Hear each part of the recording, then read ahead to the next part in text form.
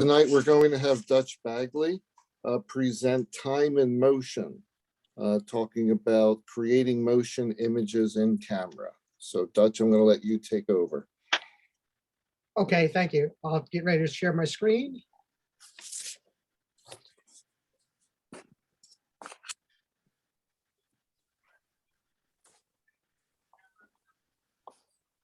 Okay, can everybody see the screen? Yep. Yeah.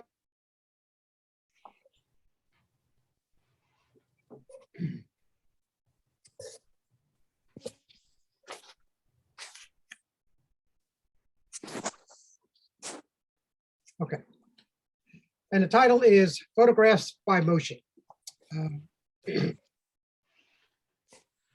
presentation is about camera and body motion, and not creating motion in a post-processing on a computer or cell phone apps. These alternate options may be covered in additional or other presentations, though. These are the techniques I use to create a sense of movement, energy, and wonder in the images I create. These selected images are used for instructional purposes and may not necessarily be considered artistic or competition worthy. Hopefully you will use these techniques in this presentation to incorporate motion images into your portfolio. It is challenging and creatively rewarding, and with practice you can master it. You have to remember to practice, imagine, and practice again. Create your style, mood, and/or drama.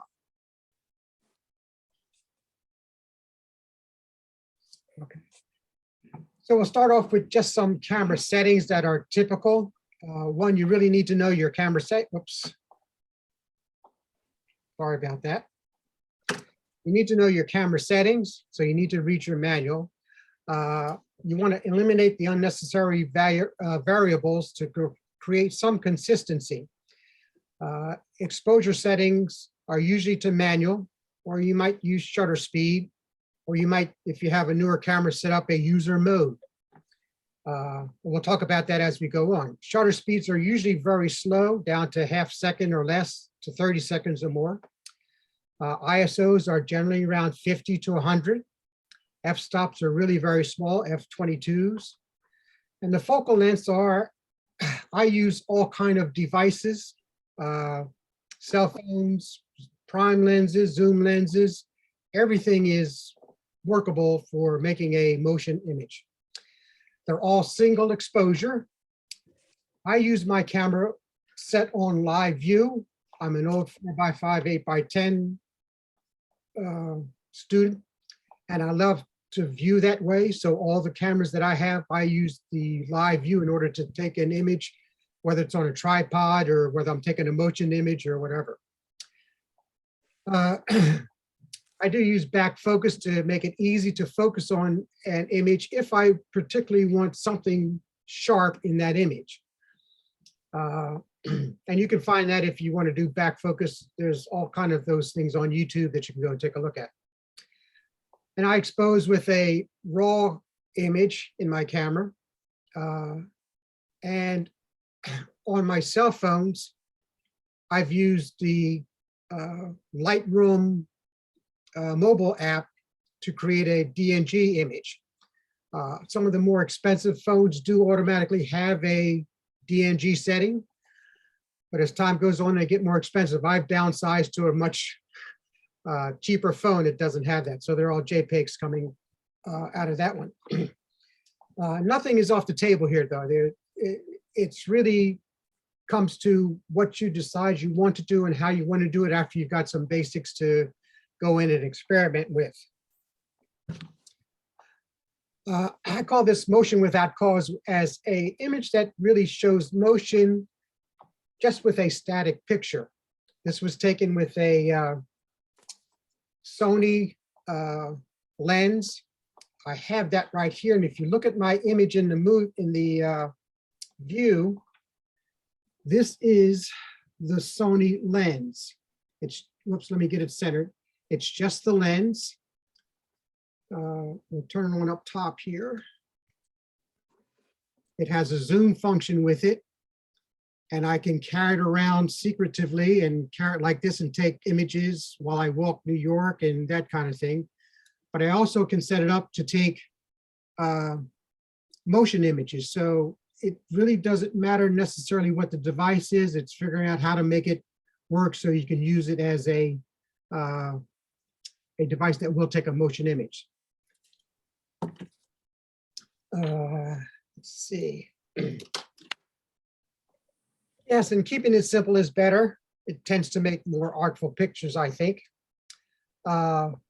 Lights in your motion images, and talking about, light bulbs and very bright light during the daytime, tend to make more unwanted solid streaks in your image. So you might want to try to avoid that. Maybe photograph more like in overcast days or with clear skies outside with simple backgrounds. And sometimes that may require an ND filter to put on that. I look for specific defined lines and angles and shapes to photograph because they generally give me something that I can align in the photograph, whether it's a panorama type image or a portrait type image or a landscape type image, so that the line I want to emphasize or the shape I want to emphasize is along those lines. A lot of times I do close-ups of particular images to create a motion image. And I always ask, do I really have to have something sharp in that image? I mean, that's typically sometimes what judges will say in a competition that you submit to, that I don't see anything sharp in there. Well, if it's an abstract image, you want to try to get your viewer to look at that image, go all around it, and stay attached to that image for longer than that 3 seconds. And over a period of time, I've tried to pre-visualize what I want in the end, and I wind up taking fewer pictures and getting more of what I want in that image to start off with. Now, my very first Zoom motion image was a Zoom image I did. I was with a friend. I happened to be up in Phillips Mill in New Hope. I do put the settings on the side for most of these, just so you have an idea, because most people, when I give this, have a well, what were your settings, what was your ISO, etc. And when I did this image, I retired in 2014. 2013. I joined a camera club 2014, and I was out with one of the club members, and I had purchased a kit camera at that time, and he said, "Have you ever zoomed?" And I said, "No." So he showed me how to do that rather quickly, because I always took straight image from my old large format days. And I saw this image and I really got interested in that little figure in the very center that looked like a man or a woman or something falling through I don't know, through a hole or something like that. It's not a great image, but it really got to me interested in taking motion pictures with the camera. Come on, why isn't it going down? It froze on me just a second. Let's see. Oh, okay. So, oh yes. First off, we'll talk a little bit about taking motion pictures with a cell phone. Now, obviously on the left, that's one of those crystal balls I use to take out with me when I go out on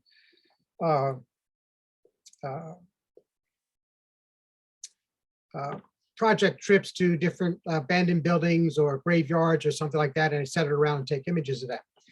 But the image on the right is really just sitting here in the house, taking my cell phone, going into the settings and lowering the ISO and the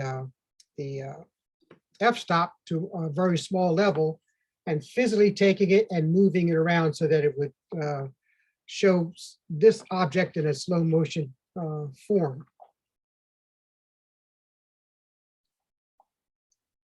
Oops. Here's another image of that same ball. You'll see up top that the cell phones are typically 4.2 millimeters in for their lenses and so forth. But you see the ISO was 320. H8 is what I mean by handheld. So I did not use a tripod, and obviously the ear. So you can see some of the parameters that were part of this image. But I just loved rolling this ball along a tabletop and taking a cell phone and just physically moving my hand and moving it fast forward, fast back, twisting it, and all those kind of things to create some type of image.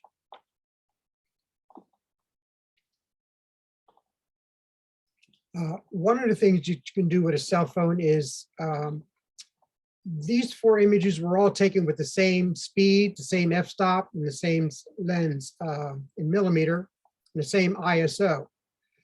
The difference between each one of these is whether you hold it steady, the upper left, or whether you twist it just a little bit, or bottom left, you twist it a little bit more, or you move it and streak it so that it becomes more of a swipe.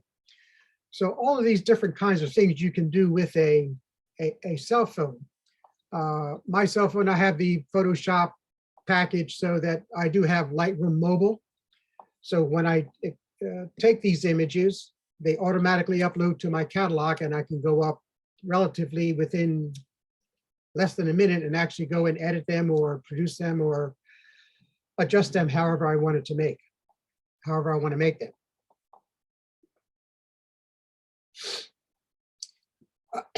These are also images taken with a cell phone. The image on the left I wanted to bring out is one of the tools that I do use sometimes is a lazy turntable on the lower left-hand side. Sometimes I'll place an object on there.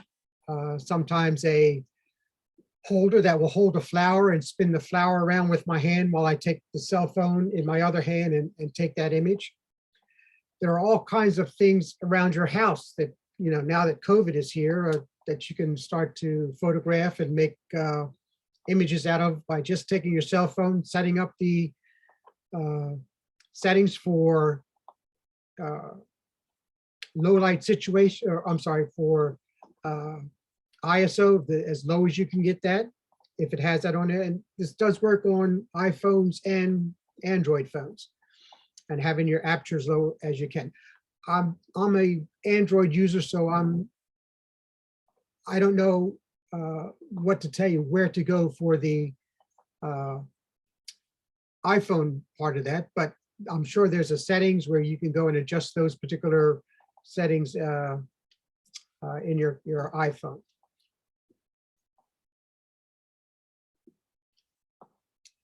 One of the other things that I use sometimes is a piece of welding glass. Rather than an ND filter, I sort of went out and did this outside of my front door one day, and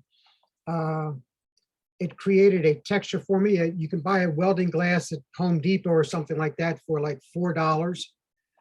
I took a glass cutter and just cut it down so it would fit into the adapters that they have for the 100 millimeter filter holders. And I set it inside there right up against the camera. And so I can go out and, yes, it's obvious, they're all usually very dark green. And as you can see, the settings up at the very top is to f-stop and the ISO and so forth. And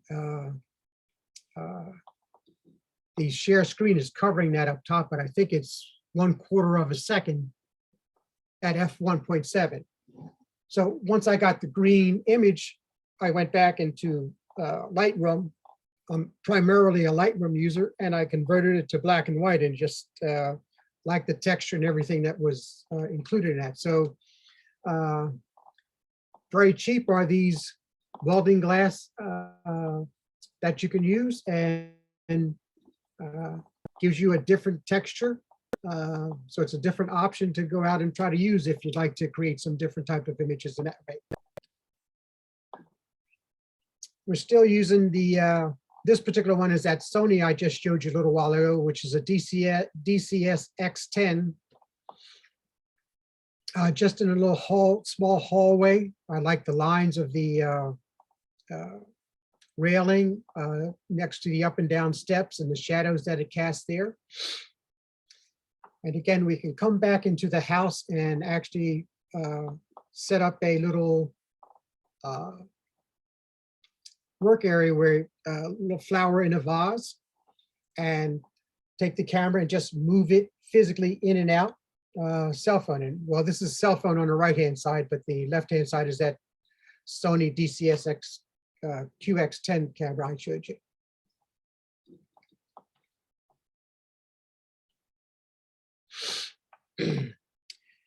There's also possibilities. I use a pinhole adapter. So I will go out and set up, as you see, the f-stop is 0, very high ISO, handheld 1/5 of a second. Whoops, sugar. Uh-oh. Okay. So and ultimately what I'm trying to say is that there are all kinds of things that you can do. You experiment, and somebody mentions something to you about how they do something, and you try to incorporate that into how you decide and like to make your images yourself. So these are, like I say, are swipes, but it's just a pinhole adapter for a DSLR. Let's see. Okay. And one final one here, just a little more of a landscape, 1/5 of a second.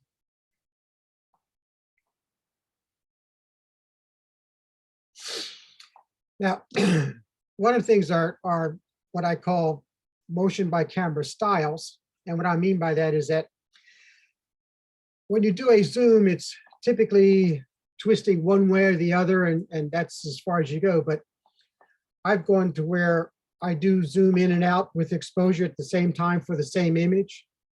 I use segments where I have a longer time, and I physically move my lens in equal proportions through the whole zoom length to make sort of a segmented exposure that indicates motion. Additionally, I do what I call a zoom pause zoom, where I'll zoom on it'll be a long exposure, but I'll zoom in on an image, pause, and then zoom back out of the image, and or reverse that and do a pause, zoom, pause. So they give you, and I have some examples coming up that I'll show you that, but it just gives you a different style, or it depends on what you really want to see or what you want to show your viewers. There's always, when you photograph, the subject is in motion, or there's an external motion by outside forces, the elements, natural and unnatural, pardon me, clouds and skies and rivers and oceans and water all move if you slow that down. It's swiping up, left, right, down, rotating, combos of that. I do a lot of combination motion where I might start to swipe up left. I might twist my body and turn and move down at the same time. So physically, it's like exercise. So for some of us who are a little more than we'd like to be in gross weight, it tends to give you some activity like going to a gym or something. And the same is really good for cell phones and, moving your arms in and out and around a subject and those kind of things. And again, I say consider your Lightroom, mobile Lightroom.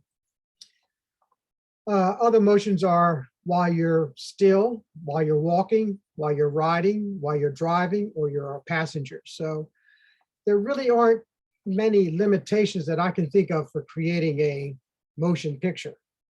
You just really have to go out there and experiment. I'm talking about the typical zoomings and zooming in and outs.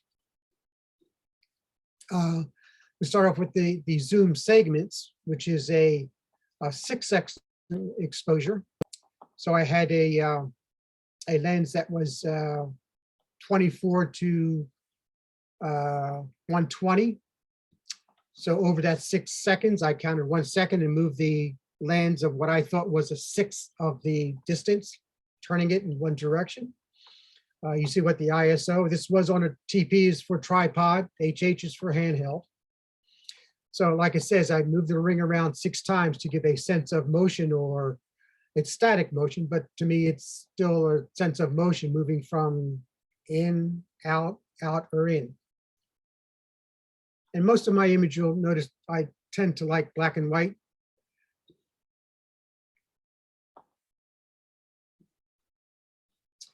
Other Zooms are typical, setting up on a tripod, half a second, I look for individual objects that are pretty much standing out by themselves to create something.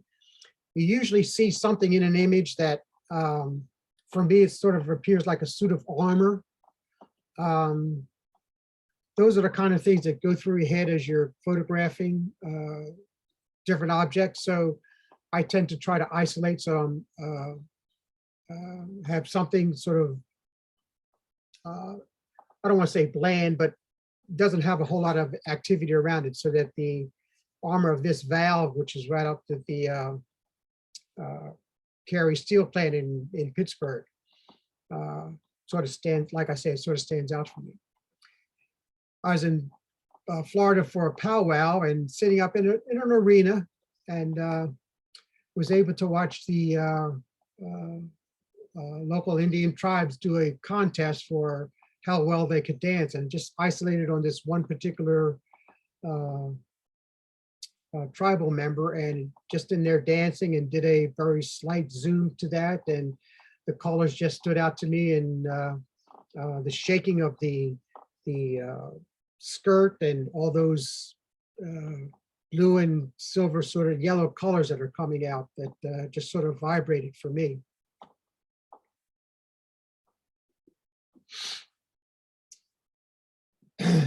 Also with zooming in and out is I've had some architecture experience, and I love buildings for one. So I'm always looking for angular objects. This particular one, I'm on a stairway upstairs looking down to the lower level. And this is the wood floor that usually has some type of, I forget what you call it right this second, molding or something that creates some sort of style or something like that. And you see the banisters posted there, but I just love the angled lines and the square lines, and like I say, seeing that architecturally was good for me. But then there's also flora that is out in, this was in a plantation in South Carolina, but had some huge leaves that just sort of stuck out and rang a bell for me and said, take me, take me. And they were reaching out to me, and oops, sorry about that. I have my pen tool and it's too close to the tablet, so I'll have to, there we go. So I like looking for these individual things to sort of isolate them, and I love the flow of lines and how they just move around an image.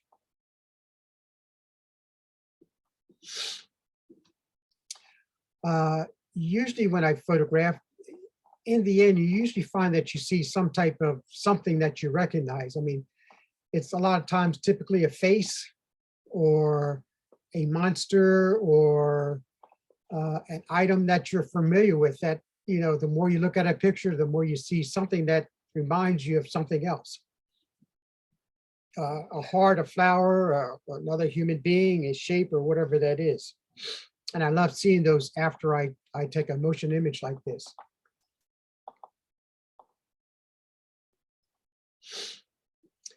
One of the things I like to do is on a tripod,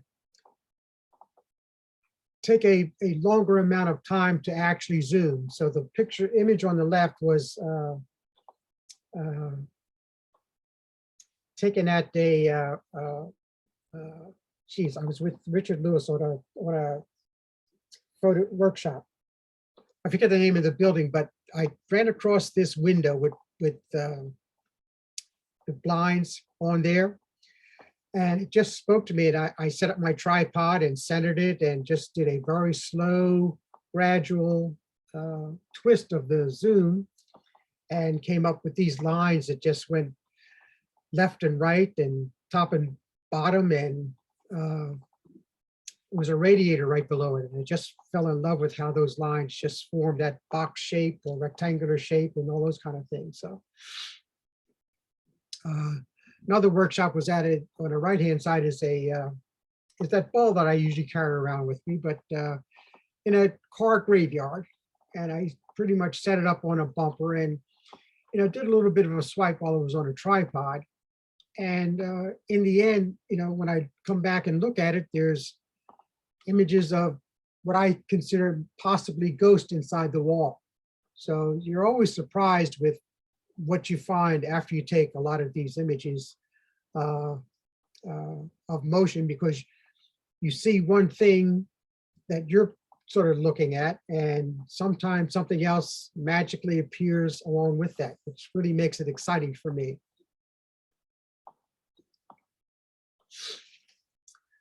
A couple of other things that I like to do is I usually sometimes like to stand still and ride with the motion. On the left is Javits Center and an elevator. And at the very bottom, the steps are very static and straight and pretty much in focus. And I'm just riding the escalator down, and at the end, it's all starting to move in motion as if it's washing away from me. And I'm going down into a, I don't know, a pit of something soft and mushy like quicksand or something like that. And sometimes you take your opportunities when you can get them. I was with a friend of mine and we got on a SEPTA train in the Philadelphia area here. And the two front seats of the train were open.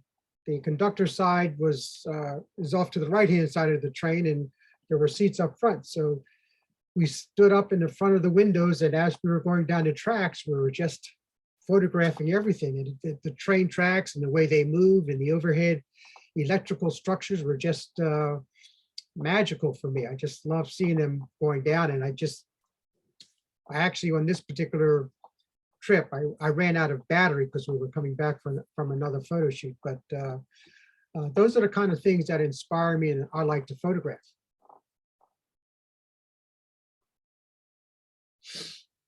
A little more on Zoom is going out to parks, and I like to look at trees that are old and losing limbs and those kind of things. So they tend to make lines and shapes in there that are spiky. And like I said, even though architecturally speaking, I like architecture lines, these lines to me are very similar. They have a shape and a form that just go in different directions, and they just come out and make beautiful music for me. As you can see, most of these, I have included what the settings are, so you get an idea of what you might like to start off to set your camera up as, and for starting to photograph ISOs and seconds. So when you view this at a later date, you can go back and say, oh, you're in a particular situation that may seem similar to this, and you can actually take a look and see what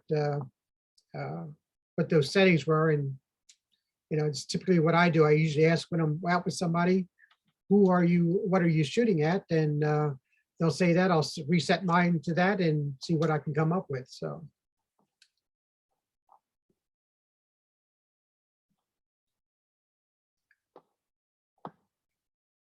Again, we have more zooms, and we're almost at the end of these, but architecturally on the right, and trees are just things that I love. Now, the one on the left is an infrared, but I just love the way that those lines just come from the center almost and just spread out and like they want to jump off the page.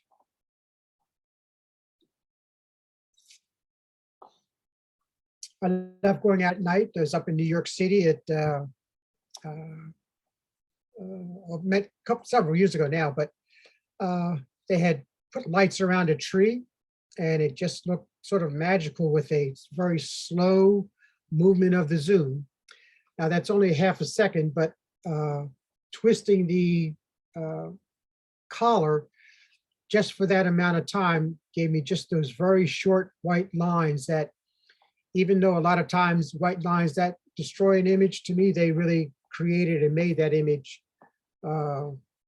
say something with its sense of going through a tunnel or the caverns or walkways that seem to be between them. So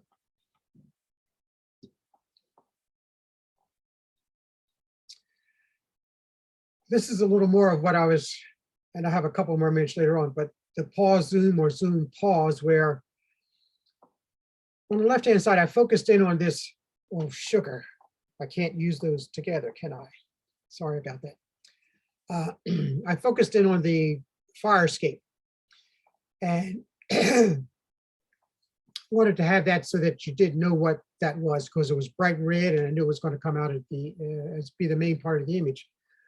So I used my back button focus and focused on that, and then I used my zoom in order to stretch that out so that the image looked like it was going from the very center and expanding out into the outside. As opposed to that, up in New York City, being in the subway system, just a handheld, excuse me, image, eighth of a second, and just holding it there and moving it just very slightly.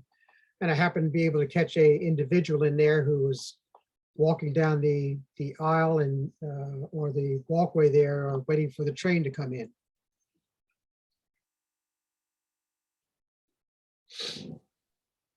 And I always look for, I'm sorry, did I hear? No, go ahead, Dutch. Okay. I always like to look for some type of, oh, not always, but look for an image of something sort of distinguishable from the rest of the image. This is a friend of mine walking up on the Brooklyn Bridge. And I stopped and he went ahead, and shadows that were there was late afternoon and the bridge structure itself. And he in his coat and jacket had just called out to me to stop and zoom in on that image just very slightly and slowly. So that really worked for me.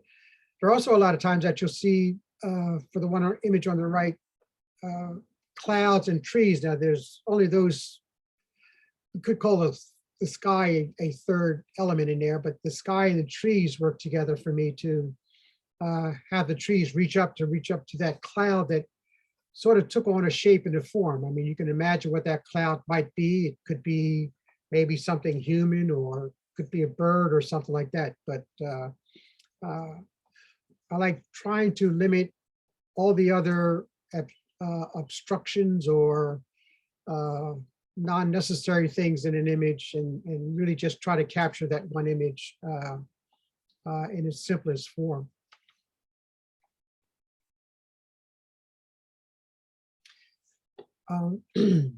I put the images on the right end in particular because usually if you enter a competition, judges don't like words because they're distracting. So I was wondering, could these words be as distracting if they're sort of blurred in this particular sense? I mean, you can see the one "and" on the right-hand side, but all the others looks like it's, to me, it looks like it's formed a ball. You'll have to decide what you think about that, but I sort of felt that it does sort of negate that you can't have words in a particular image. And a lot of times I like to look for round objects when I make sort of circular type motions, like driving a car and doing a zoom like that. I'll take the camera, I'll hold it up for you here. And as I'm photographing it, let me move over this way. I'll twist the camera as I'm photographing in a circular motion. One of the other things I do is that I grab the collar of the zoom, I hold that still, and I take the camera and move it slow. And then, oops, there you go. And then sometimes while I'm doing that, I also move my body so it is going up or down or around or over, and I get good exercise out of that. So it all adds to creating a really different type of image than just sitting on a tripod and moving the zoom lever or collar in and out.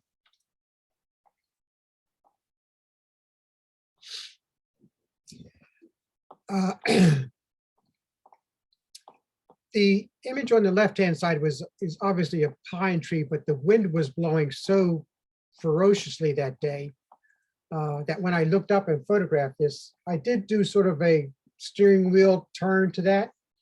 But at the same time, the leaves are also, or leaves, yeah, I guess you call them leaves, the fronds. They're also sort of vibrating and creating their own motion in along with that. The image on the right hand is, I always look up when I'm in some type of enclosure. This was a large kiosk and the fan was up there, wasn't moving, the lights were up there and the sun was sort of bleeding through the structure of the supports. And I just loved how it just made those lines, and the lights twisted and sort of formed a shape of their own because they're just three individual lights.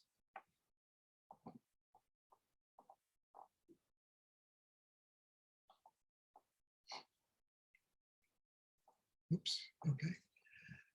One of the things I wanted to take note of is that when you're zooming with a collar and your lens is going in and out, it does create a vacuum. So it sucks in air when it moves out, and when you do it in the other direction, the air flows out of the camera. And it's more physics that we don't have to get into, but my point is that you really need to try not to do that so much in dusty environments, but if you do, then you really need to blow it out often with, you know, a rocket blower or something like that to make sure it stays clean, or else you wind up with a whole lot of dust and particles in there. And I make note of that because that has happened to me. So I had images after a while, I looked to process them and just nothing but little dust specks all over the place. So you do have to be careful of that.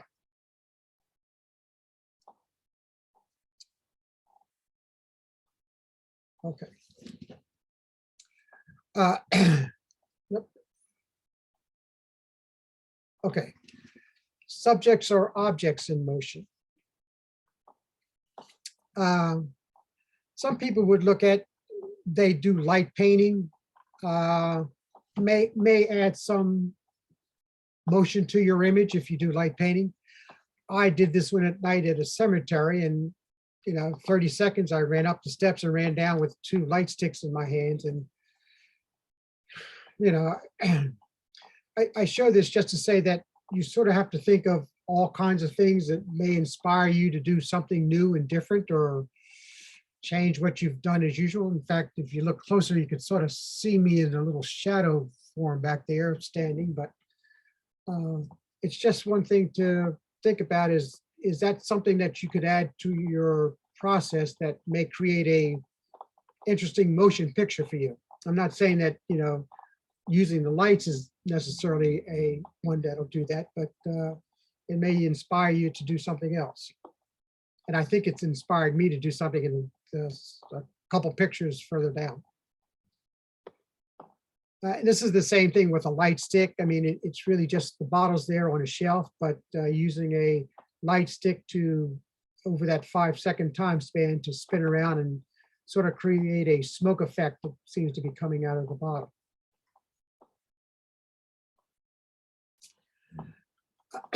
Also, it's photographing people that may be in motion. I happen to be up in New York City, and the left is the Bank of China, one of my favorite buildings that I take architectural pictures of. But lying on the ground there is up against a pole and just on a little tripod, a little gorilla pod. And as people walk by, just taking images of them when they were centered right in this light backlight of the Bank of China. Or in Rockefeller Center, down in the lower level in their food court area, people just walking by in front of that glass window that creates a little sense of motion.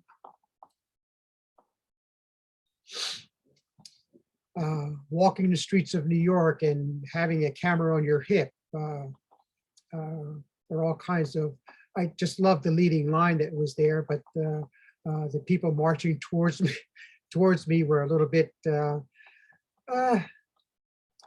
was hoping that they didn't notice I was taking pictures. So sometimes you take pictures and people don't like that, but up in New York, everybody's taking pictures. So it's, for me, it's a lot easier, I think. A lot safer anyway. Setting up on a tripod. watching people going up and down the steps, and this is in Philadelphia near City Hall.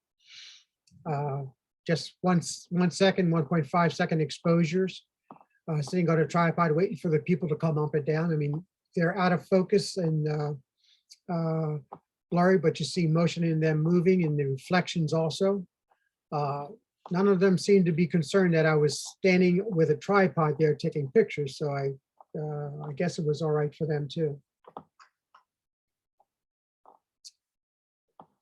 So there are other kind of camera motions that I'm more into now. Those were some of the more standard ones that I use, but you can see motion in long exposures, 6-second exposure on an exceptionally windy day, and how that one tree in the very back, which has large leaves and is very loose, just flows right back and forth all over the place, and everything else is more in focus. And it's like that one tree got a bitchy mood in it and just started going all over the place. So,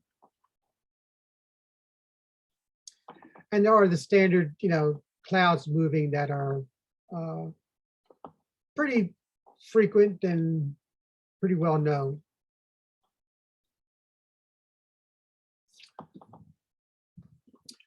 Taking images with short time spans, 1/5 of a second, and really just physically moving your camera just a little bit up and down. It's just enough to get the pylons moving up and down, left and right, or however they start to move. You just see just slightly motion, so you recognize generally what it is.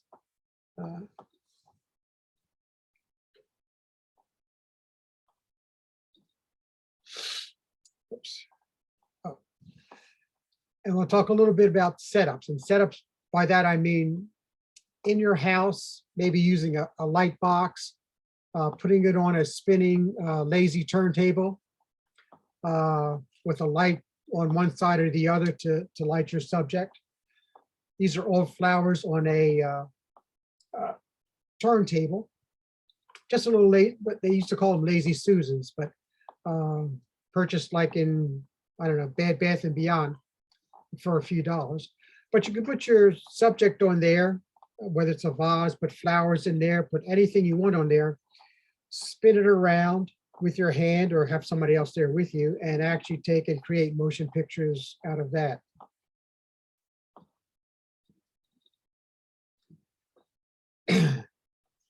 Also taking any other objects, and most of these are just setups where a paper plate on the left-hand side with a rose, and taking the camera and physically moving around until I got where the rose and the paper plate looked like radiant lines on the left-hand side. A chain on a table, chain and lock.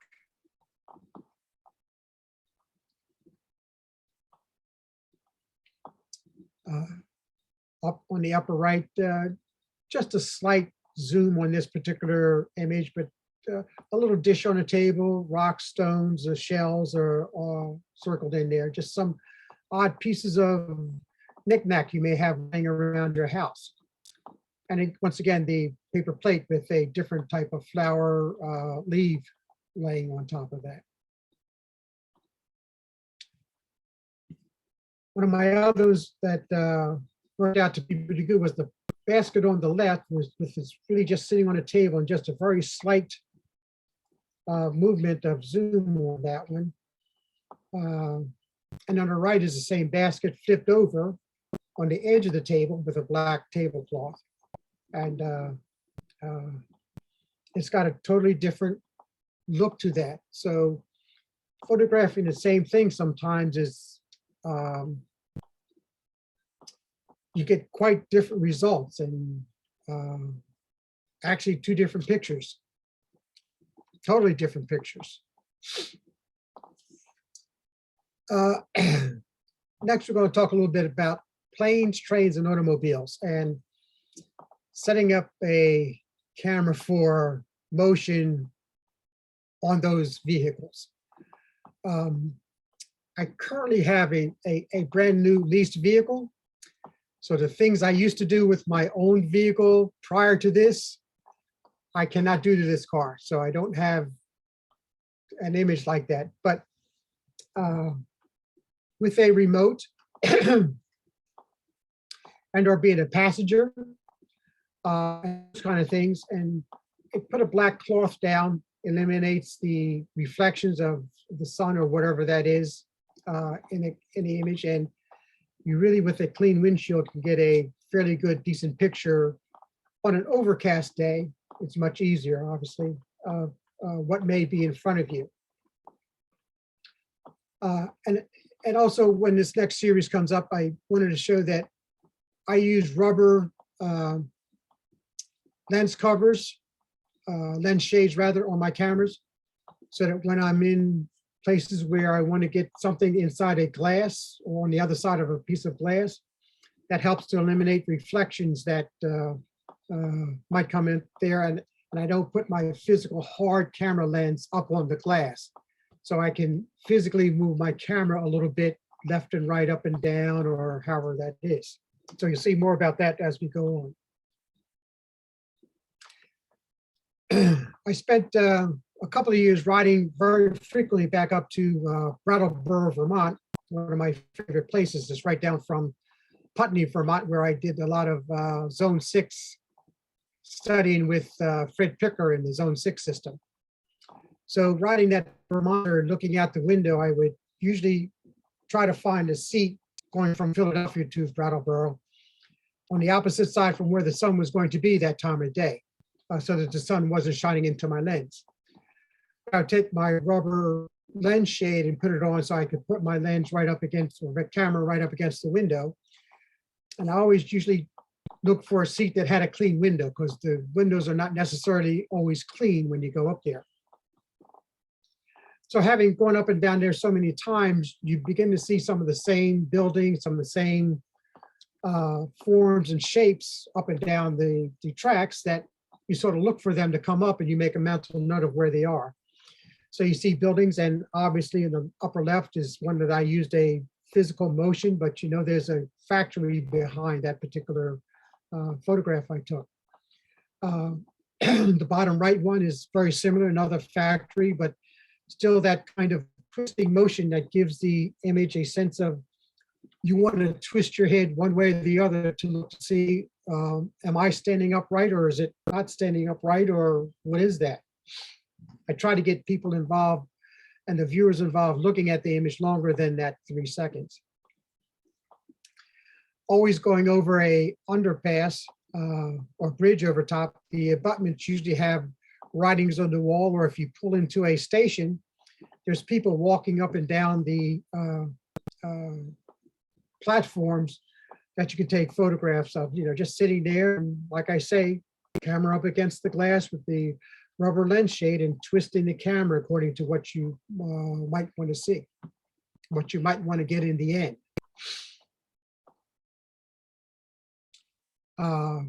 Trying to isolate your subject. The one on the left was some type of tower or silo that I'd seen several times, and I just sort of waited and looked for it. I anticipated it coming up, knowing where it was basically, and just sat there. And when we were coming by it, and you know, just did my twist and turn and photographed that. Now, the trains are generally running 80 or 90 miles an hour. So as you can see, what the settings are up top, 1/13 of a second at f20 and ISO 100. And yes, all of these are handheld. And catching another building that looked like a sparkler or one of those spinny things that you find on a stick that blows in the wind. I can't recall what they call them right now, but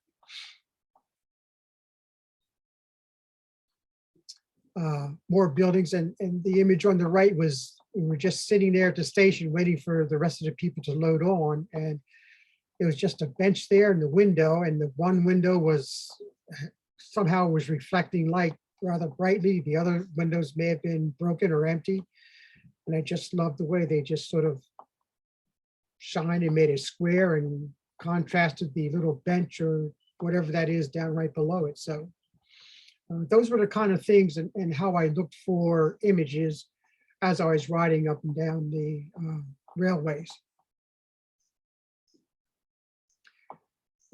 again, I was sitting in the railroad car, sitting in the train, and one of the fast Amtrak trains just came whizzing by one day. So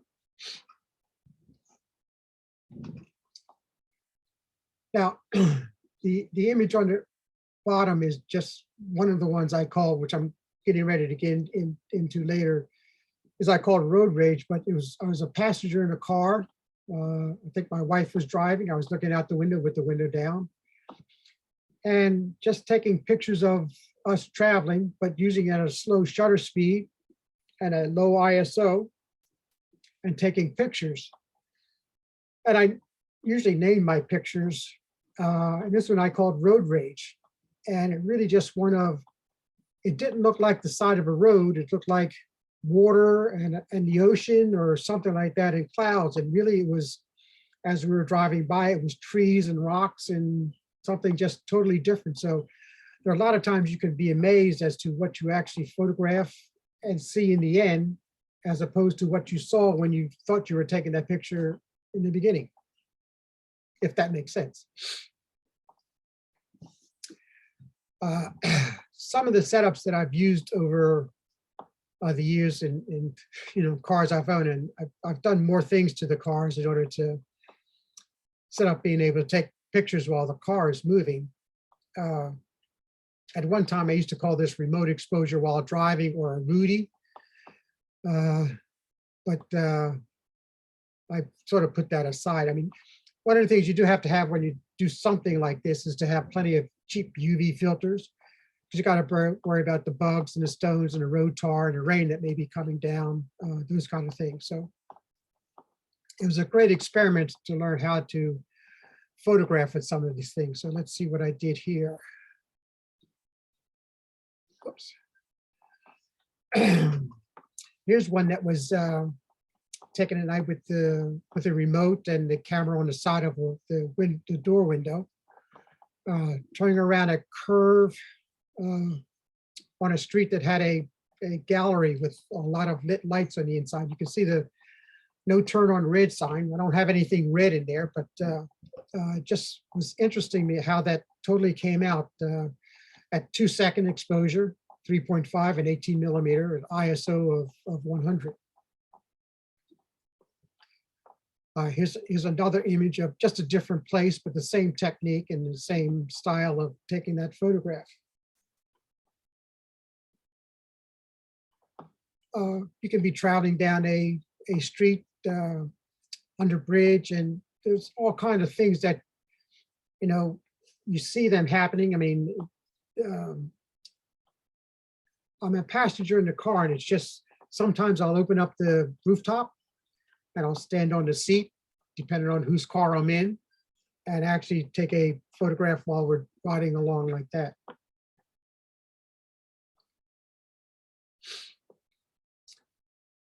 Okay, another one going around a curve, typically near my neighborhood.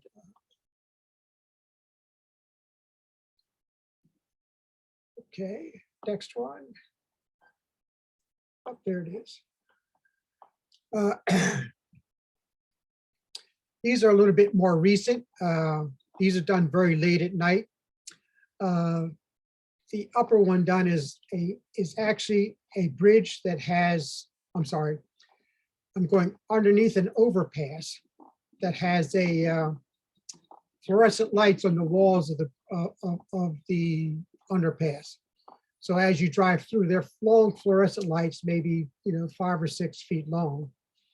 And as I was driving by and photographed it, I looked in the live view, and it just sort of made a shape. So I had my wife drive back and forth a couple times in order to see what kind of image I could collect out of that. So it was just one of the interesting ones that I really loved, getting lots of color in it. And I love the 3 main lines that are in the very center of it. And I think I call this one Follow the Light. The next one down the very lower left-hand side is, I was out of the car, and with the settings that you see there, I was actually making a C, and I call this one a C note, because every time I started off trying to make a twisting turn motion of it like a steering wheel. But instead, I just sort of made letters out of it. And this is the one that came out to me that called out to me and said it was a C note.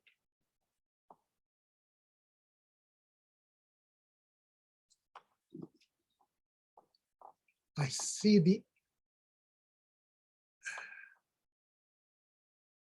up there it is. But one of the other things that I love to do while I'm a passenger in the car is take a image while we're moving in the car about 70 miles an hour. And one of the processes that comes into play here is I sort of look ahead of where we are along the road, and I'll see a set of trees coming up or a singular tree like in the bottom. I'll set my camera up to photograph that. And as we're getting closer to that, when I feel that it's in view of the camera or of my live view, I'll take a picture. And while we're still moving along, I'll point the lens directly at that particular spot and move my body around so that it follows it along. Pardon. Now, this one was only a 1/6 of a second. Both of these were. But if I can show you,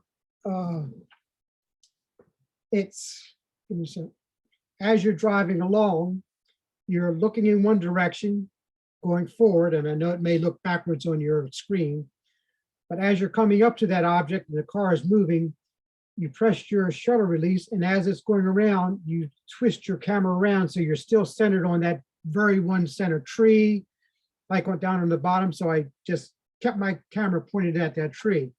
And it really gives you a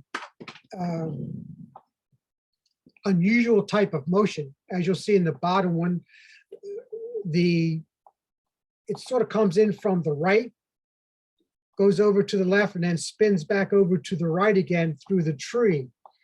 And it really takes your eye through. And I guess you could say the clouds up at the very top of the left-hand side will move your eyes in that direction also, maybe making a backwards S. I do like the lines in the road. I sort of keep those in there when I make these kinds of images. And the one at the top, there's enough sharpness in that top image that you know exactly what it is. And I call that one the road rage. So no, that's Tornado Road. I'm sorry. So it's not a singular sweep motion. I mean, the motion goes in all kind of different directions, which is really what excites me.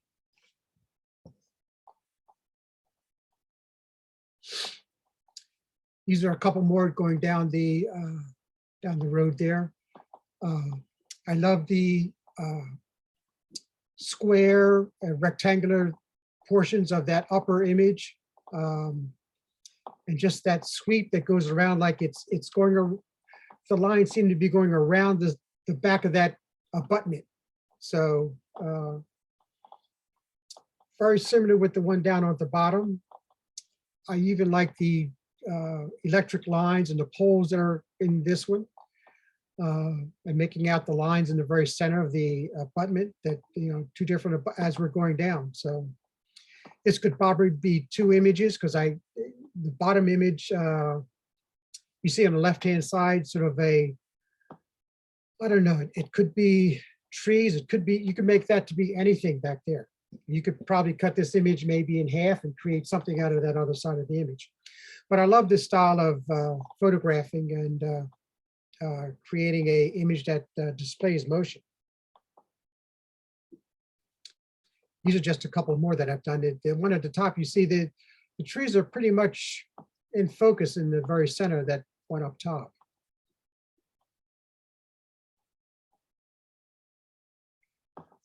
And then we get into a little bit of abstractions, which is another thing I like to do. Very simple things that I look at and see, and I use the camera and the body to move, to create these. I mean, there is no set format I can give you, other than you visualize it, you look at it in live view, and you just move your body, whatever it tells you to go, whichever direction it tells you to go. So I don't know how else to explain these, other that they're more emotional for me. The one on the right is at the place where in Pennsylvania, where the plane went down at 9/11. I think the town is Stoysville, but this is the memorial to that. And this was actually the gate that actually goes out to where there's a huge rock where the plane finally settled. And as you see that there are names on the wall as you're walking up and down here. And when I got to this point, I looked at the gate and I said, oh, I wonder where that gate goes to. And a guy passed me by and just a little conversation. Oh, that's how they get out to the other side to, do the memorial services that they do. And he went on, and there wasn't a whole lot of people. Then the more I looked at it, the more it just sort of just called out to me. And I just said, I like the way the shadow and lines all made different directions. And so I just sort of did a nice little twist to that.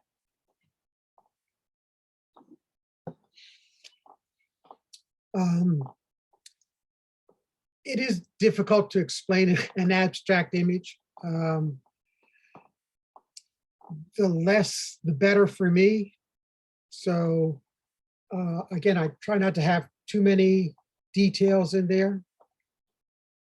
Love it or like it or not, that's fine. It's something that just really captures my heart, and I just love doing it.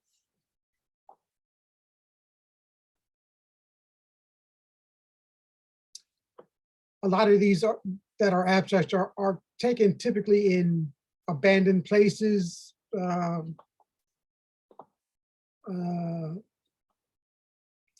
more close-ups, looking at some detail and just seeing how that may or may not work out.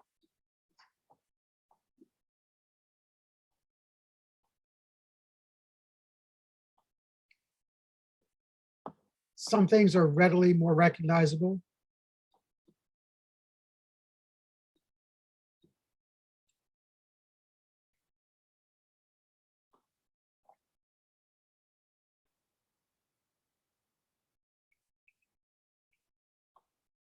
I don't know why that came up twice, or did I back up?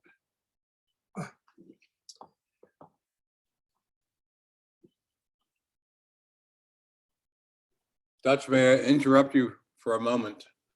The image on the left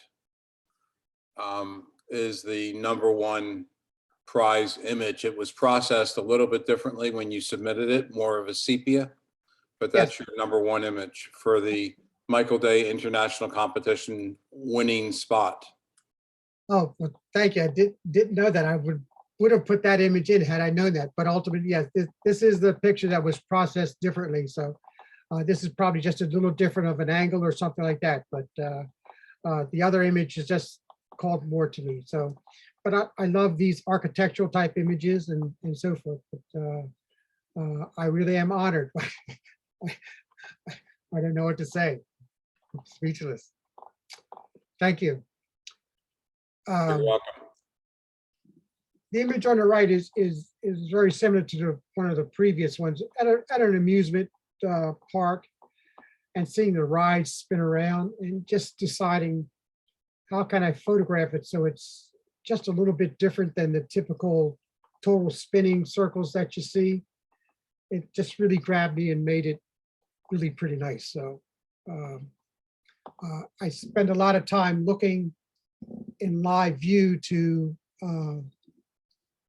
know where it is when I actually expose. So, and what I mean by that is that when I take my camera and I'm looking at something that's going to be vertical, I know I have to start a little bit to the left or to the right before I actually hit the exposure button, so that as I twist it, the end result would be the object, if it's a straight line, will be relatively straight with the format of the image that I'm doing.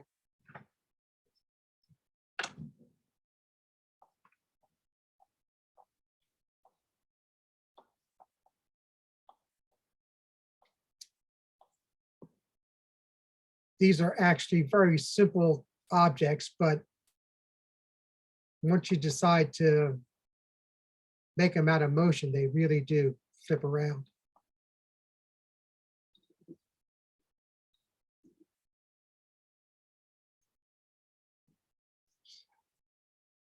Oops. And that was the last one. I'm hoping this went rather well. Just a different way of doing presentations other than being there in person and actually working it out. But that is the end. I'll stop sharing screen. Fantastic, Dutch. Thank you very much. Your images are beautiful. Your images are beautiful. I like, what I personally like is that your images are different than typical straight photography. You're doing something creative, really creative. Now, my question is that your main focus in photography now, or are you doing other genres or other techniques in photography? Well, usually when I go to photograph, I usually go to photograph architecture. But while I'm there, I typically look and see something that needs a motion, and I will just stop and do a motion out of it.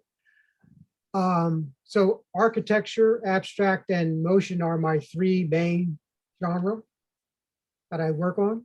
And but I'm always experimenting and waiting for something new. So recently I've been going up to the Adirondacks for the last 4 years with the Adirondack Institute, Mark Bowie. So I have been photographing the fall leaves. So that's something different, but I do motion with those also. So I'm not photographing people at present. Although I have photographed a few and somewhat successful with doing that, but just a few. So I'm willing to do and try anything. I mean, I just usually jump in and, okay, what's good for today? Or what can I find out that's new and different? Talking to somebody that says they do something that way, I'm always very interested. So I'm open to anything. Jay, let me share a screen for just a second and show Dutch's image. Oh, yeah. There we go. So oriented the same, I think, Dutch, but processed a little differently. Yes. It was that was a little more of the Cole Thompson effect. Yeah. One of my favorite presenters, and I just love his work. When he presented to our organization a little bit ago, he had his trees photographed from between the two train cars, and he was sweeping his camera in the opposite direction of the way the train was moving. And it created a very unusual tree image. Yeah. And he thought it was because of the opposing directions. I have a question for you. Other than for your abstracts, do you have a rule of thumb? And I don't think you do, from what I can tell. Do you need a certain amount of your subject to be somewhat sharp enough for people, the observer, to understand what they're looking at? Or does that really not matter to you? Because sometimes it was, you have no idea what the object was. And sometimes you could say, well, I think that's a train wheel. Yes, for the most part, when I say it doesn't matter, that's not what I'm focused on. I will go and back focus and focus on a subject in order to create something. But it depends on the end as to how it comes out. There are sometimes I have an intent where I want something in focus. That's a little more rare. Generally, let me see something that's moving and flowing, that's totally fluid. So I would say that rarely do I focus and want something very sharp and in focus in there. I mean, within your out of focus motion image. Yes. On the one hand, I guess what I consider myself sort of a rule breaker. I mean, it's pretty standard what I hear, that you don't have anything in focus. what I'm trying to force myself to do is try to create something that's not in focus, that is equally as good.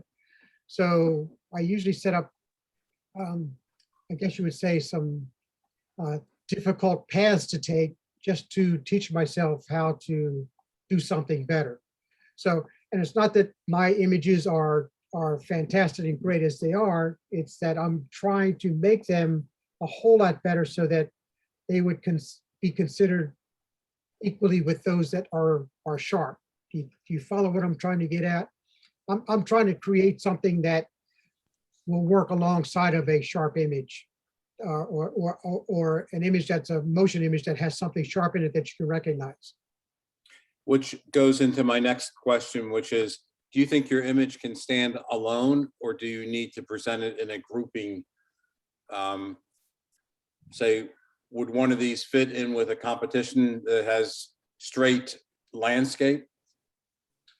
Well, some of them have been accepted into, I do a lot of competitions individually, but my direction now has been more towards doing a series of at least 6 images that sort of generally speak the same language, have the same feeling. So I recently had a show down in, a part of a show down in Philadelphia, where 6 of those images, you saw some of them taken on the road with as a passenger in the car. I took with moving, where I moved the camera along with the image. I had 6 of those. It's somewhat like seeing in 6s. Lenswork used to do something they don't do it anymore, seeing in 6s. So I am more trying to get, let's say, a portfolio of images that do work together, and those abstract. I have one of architecture, because I like architecture a lot, but I'm working on putting something together for the abstracts. There was a question about the Sony lens, which is for a cell phone camera, a cell phone. Someone wanted to know if you could say a few words about that. Oh, that Sony lens that's an independent lens. Want me to share my screen? Oh, can you see it in there? Let me see. Yeah, we can see it. This is not applied to a cell phone. This is an independent, just single lens. So right now I have it on a little teeny tripod. But this is the whole camera itself. That's So- interesting. I thought that also was an attachment to a cell phone. No? Well, I will say this, on the back, you can attach that to a cell phone. It does it, or something like that to hold it, but it does not have an interactive lens that goes with that. It does have Wi-Fi. So to that degree, can you connect it to your cell phone? That's possible. But this is technically a telephoto, telephoto and normal lens that you can zoom in and out. I don't know if you can see that. Yeah, we see that. And that has the camera too. That's the whole thing. This is the whole thing, yes. So you can set it up with your cell phone to operate it from your cell phone. So yes, you can attach it to your cell phone physically and operate it from your cell phone. But you also just carry it around with you and click the shutter release and take photographs with it. So a lot of those that say the Sony, this is what I use to do that. This is what I would take up to New York and walk along the walk and have it at my side and just be able to click and take photographs of anything that was walking my way. Dutch, what records the image? Is there a camera card in there? Yes, there's an SD card that you can put in there, and that's where all the images are stored. Great, thank you. I mean, they make a QX100, which was a little more fancy, but this was a gift to me initially. So I just started playing around with it and use it. I thought it was rather interesting to use. I like your toning or post-processing you're doing. I think it matches your images. It gives a nice feel to your images. What are you doing? Is it Nick software, Lightroom, whatever?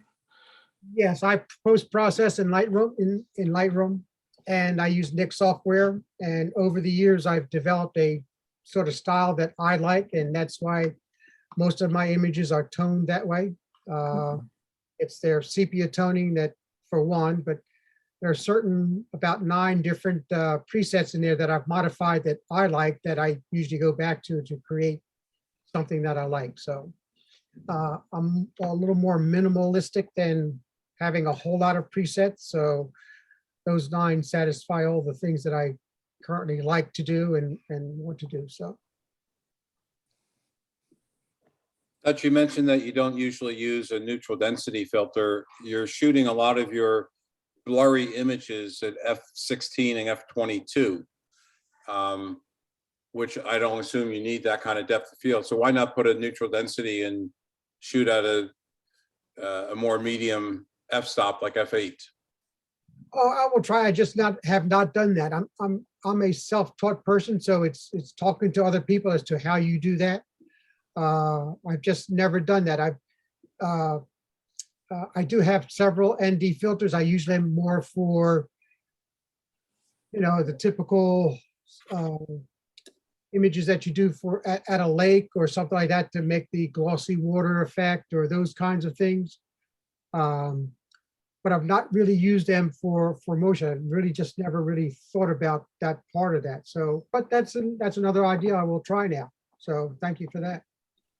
I mean, and that's, nobody knows everything, and I certainly don't know a whole lot. It's just, those are the kind of things that what I presented is what I've taught myself over these last years, talking with, being a member of 5 or 6 camera clubs and different camera or photographic associations and that kind of thing, that talking with people and, oh, that's how you do that. Okay, I'll try that.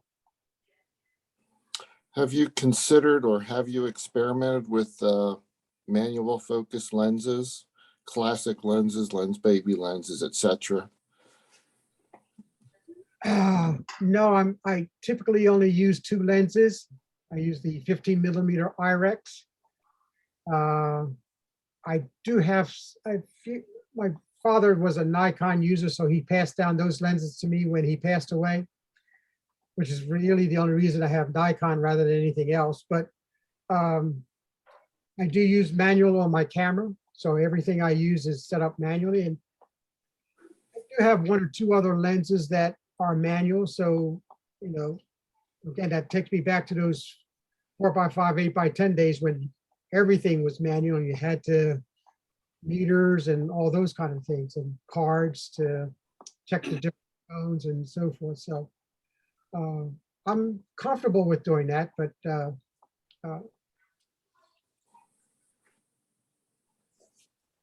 Might want to consider, you mentioned Cole Thompson. He's been in Lenswork. You could send your images into Brooks Jensen at Lenswork, see if he'll feature your work. I may do that. He's changed his scene in 6s, but yes, I did once. I've never been accepted. I've tried him 2 or 3 times over the years. I go back quite a long ways with having his old CDs used to be sent to my house. I still have those sitting here. So he's had some really good instructional and interesting people that he's had on his in his library there. If anybody, Are you aware of ICM Photo Magazine? They find I'm ICM Photo Magazine, an ebook and e-subscription? No, I haven't seen that. I do belong to a Facebook ICM group where I've Yeah, seen this, folks who are interested in this kind of genre might want to look that up. I'll put it in the chat. It's really a great resource for any kind of camera movement type of photography. They usually have one featured artist on the cover who does the main discussion in that particular e-magazine. It comes out 4 times a year. And then they'll have several other secondary articles. And it's devoted completely to the various forms of camera movement. Fine. That's good. I'll take a look at that. You mentioned the phone app, if anyone had any, I've used Slow Cam with the iPhone, and it's really good. Okay, It has multiple different settings on it, allows for really neat type of imagery like you're capturing. So it's a specific app that you can control multiple things, Slow Cam. I'll put that in the chat as well. that's good, because I would probably surmise that there are quite a few of those types of apps that you can download. I typically don't do a whole lot of those unless like somebody recommends something or has used that. Because there's just so much stuff out there that geez, do I really want to download that stuff on my phone and so forth. So that you got another good point that you may be able to control more manual things in your phone with an app like that. Yeah, it turns the phone into a manual camera, basically. So Wow. it allows you to set your f-stop and your shutter speed and how many repetitive images you might want, that kind of thing. That sounds good. Yeah. Yeah, So- because Vince, those phones are not made for blurry images. Exactly. It's almost impossible to get a blurry image. Dutch, I did want to ask one thing. I'm actually on your website looking at some of your images, and as far as the toning, you have your special settings. I'm always interested in the grain, the texture you're getting in. Is that from your post-processing, or is that because of a lot of the motion? It's more from the post-processing. It's in Silver FX Pro, Okay. and there are different, that's usually what most of those are from. And I have different ones that are either high contrast or structure or something like that. And those have appealed to me over the years with architecture. Mhm. I've sort of incorporated them and still use them for the motion. So Because it gives it that real film look, and the print look that I like, that we're all trying to get rid of all the time. and like I say, being that I was in that style a long time ago, I still really like it. The film is just really nice to me. So you didn't twist your 4x5 camera ever? Heck no. It was really pretty. It was That really, might be an idea. You might try it. I still have them. I've thought about maybe trying to do them again, but I don't think so. It's Yeah. just, I just can't get rid of them. They're just so personal, I guess. Yep. Speaking- What did you shoot when you're at 4x5 and 5x10s? Was it architectural mostly? Architecture, most of it was up at Zone 6 in Putney, Vermont, and we just go out around the town and through the suburbs, or actually it was all suburbs up there then, and photograph the churches, dusk and dawn and those kind of things, and the little rivers and creeks that they have up there that are just sort of isolated and have nice views to them. Mhm. But then when I came back home here, I did take it out, and no matter where I went, it was in the car. So I was ready to take it out. I built a dark room, so I was able to develop and print my own. So it was just a lot of fun, and I miss it. But no, motion was not part of with those cameras. Not for me at that time, anyway. No handheld, right? No handheld. No, it's a majestic tripod. It's probably 20 pounds. Yep. The fact that you've incorporated architecture into motion is very, very neat to me. It's a great blend, and that was the thing the part of your website that attracted me the most. I think you would never think of motion with architecture, and it's a great combo that you've developed. I just love those lines. They just really speak to me. So, as everybody has something that speaks to them, I'm urging everybody to go out and try something and see what you think of motion, and see if you can figure out something that works for you. You don't have to be as passionate about it maybe, but just see what happens and show it to us and let us see what you've come up with. Because it Are you, so are you printing your work, showing in any galleries anywhere or anything like that? yes, I do print my own work, but it just came down to, there was a place in Philadelphia that had a series of 6 of those images that were of the road rage and seeing the trees, you know, as I passionate in a car. I had 6 of those images down in Philadelphia that just came down at the end of January. I'm a member of Gallery 14, and I have a show that's going up there with another friend of mine in and I'm getting ready to post images with another friend of mine down in Wilson, North Carolina. We're doing the city of North Carolina. I'm probably doing motion in images for the city of North Carolina, Wilson, North Carolina. And a friend of mine is doing infrared, so we'll be down there and photographing a few more times this year, and we'll have a show down there in May. Dutch, I have one more question, because most of your work that I've seen is all black and white or that sepia tone. Why you move away from color? Because I liked a lot of your color images. That was real soft pastel stuff. Well, I was always black and white from the very beginning. So it wasn't until really the last few years that I started really taking images in color. It's, like I say, I'm always willing to try something new, and going to the workshops up in the Adirondacks got me interested in doing color. So I'm just seeing that in a different way. And we're going back again this year, so we'll see what comes of that. So, Well, I'm on your website right now. So Gallery 5 and Gallery 6 is going to be color.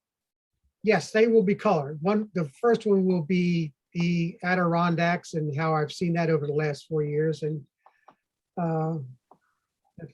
Because they're under construction right now. So under construction, I'm trying to get something that's a little cohesive and goes together rather than just putting up random images. So I have to feel color come along and bite me with a little more passion. I like it a lot, but I like to get more passionate about that. So I just throw anything up on my site. No cohesion at all. I don't know what I'm passionate about. So I would only say that it takes quite a while it took quite a while for me. I used to photograph a lot of different things, and it wasn't until the last few years that I really liked that, and it just kept going back and going back. And I guess it's just starting to see a vision. I mean, I'm all self-taught, so I have to talk with other people. I have to look at things either online and go to galleries. I love going up to New York to the iPad. Are you familiar with the iPad? no.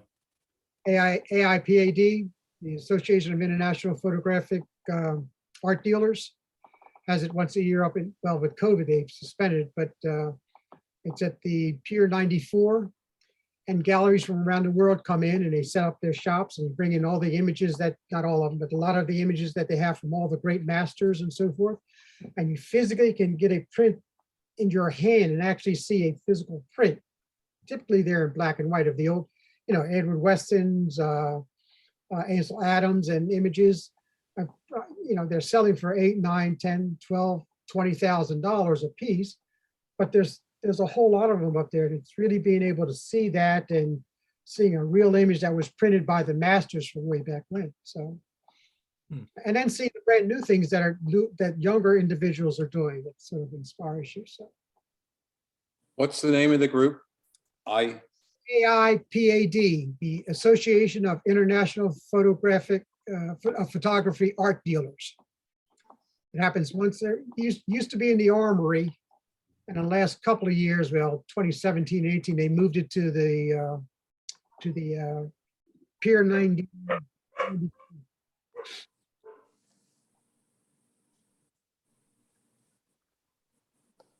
Okay, thanks.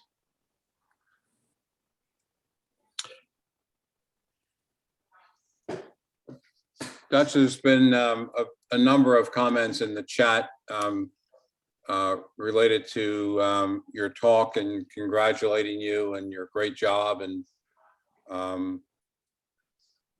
inspiring. I love your attitude. Love the idea of being willing to try anything. And actually Great learn, creativity. Love your textures. Love your attitude and approach and willingness to learn.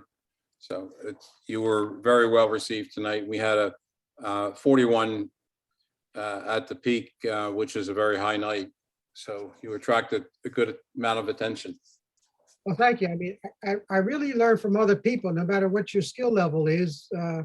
It's really seeing what somebody else does and saying, wow, look at that. And how can I incorporate some of those features in what I do? And it inspires me. So it's just getting to know other people. That's why I belong to so many camera clubs. So it doesn't matter what level you are. I mean, if you're photographing, there's usually something that you can take away from what somebody else does. So I just love seeing other people's work.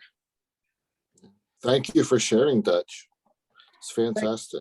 For having me. Appreciate that. Anybody else? I guess that's it then.